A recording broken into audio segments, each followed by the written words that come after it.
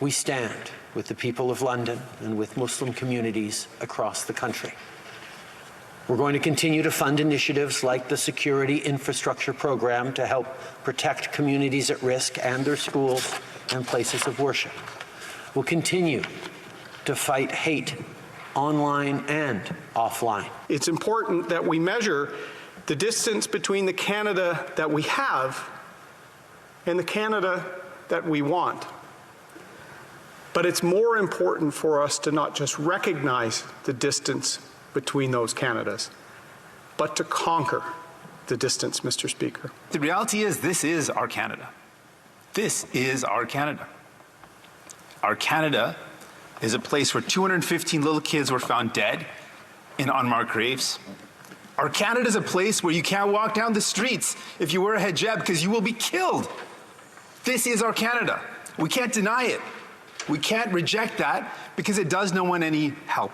The Prime Minister and other federal leaders promising to fight the Islamophobia and anti-Muslim hate that led to Sunday's deadly attack in London, Ontario. But some Canadian Muslims say they're skeptical of talk without action. Thank you very much for your thoughts and prayers. But you know what?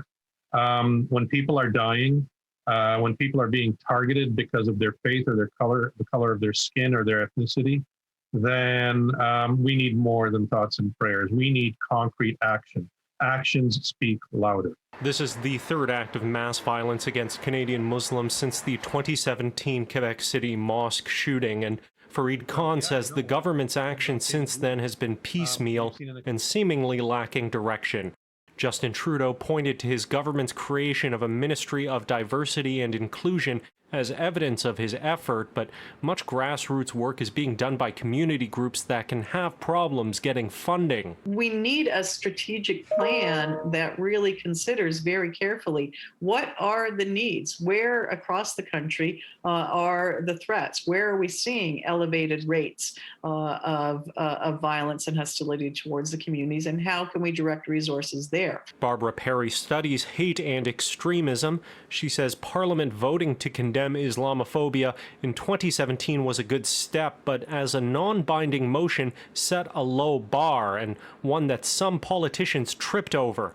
91 MPs, including current Tory leader Aaron O'Toole, voted against it. O'Toole, Justin Trudeau and Jagmeet Singh are attending a vigil in London, but one of the region's imams says he hopes they're there for more than a photo op. What we need is not a statement. What we need is an action plan. And we hope that we can declare tonight at the vigil in London that enough is enough, whether it is anti-Semitism, whether it is Islamophobia, whether it is any transgression against indigenous communities. You know, people should feel safe to live in their communities. In Ottawa, Xiaoli Li, City News.